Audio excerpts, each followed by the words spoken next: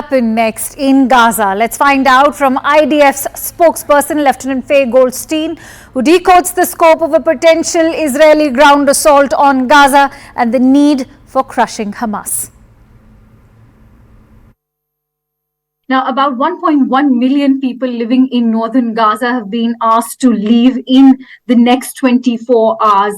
The Israeli military has said that it would take longer than that, and that Hamas is also instigating people to ignore the call that's being sent out by the Israeli army.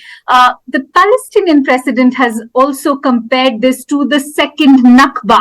How do you react to appeals that Israel's ultimatum to Gaza must be reversed because the time for them to evacuate Gaza is too less? I think the question that we need to be asking here is, why is Hamas preventing their civilians from leaving when Israel is clearly taking, the IDF is clearly taking as much precaution as possible to avoid civilian casualties?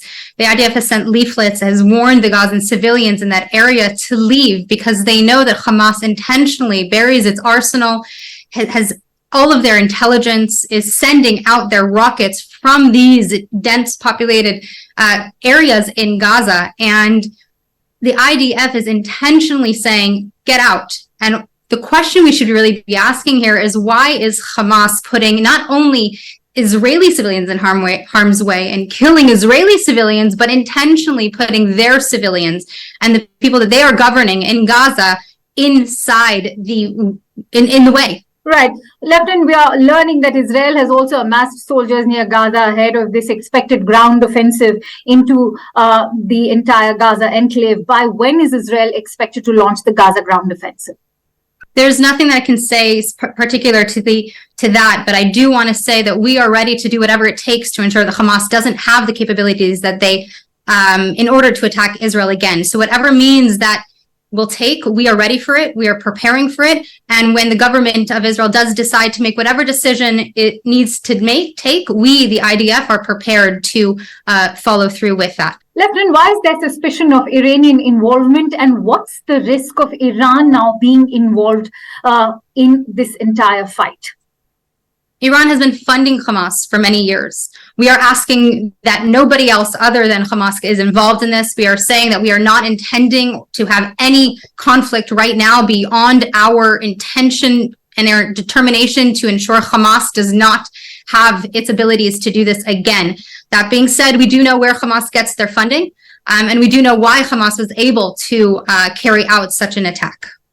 You're already gearing up for what looks like a massive military operation, including this ground offensive in the Gaza Strip. Of course, urban fighting is going to be incredibly dangerous for your troops as well as the Palestinian civilians. Is there a possibility that your country will fight on two fronts, one with Hamas and Hezbollah, the other with Iran? What are the military challenges ahead for Israel? Right now, we are ensuring and making sure that our civilians inside of Israel are safe, as well as all of our borders are safe. We are ready for whatever challenge we will have to face. The U.S. Defense Secretary Lloyd Austin has told Israeli leaders today that U.S. has your back, as has Secretary of State Antony Blinken and the U.S. President. Reports are also indicating that the U.S. President and Congress are crafting a $2 billion aid package. But it also raises questions if Washington can ramp up defense aid to Israel without jeopardizing aid for Ukraine. I think that there are many opportunities to support freedom, to support the humanity and the humane governments and humane countries. And I think the United States, and we thank the United States for their support and for whatever they are doing to stand up against brutal terrorist regimes as they have with Israel. How do you weigh in on these appeals of restraint that have been made, including by the UN, even the US Secretary of State Antony Blinken, who was visiting your country?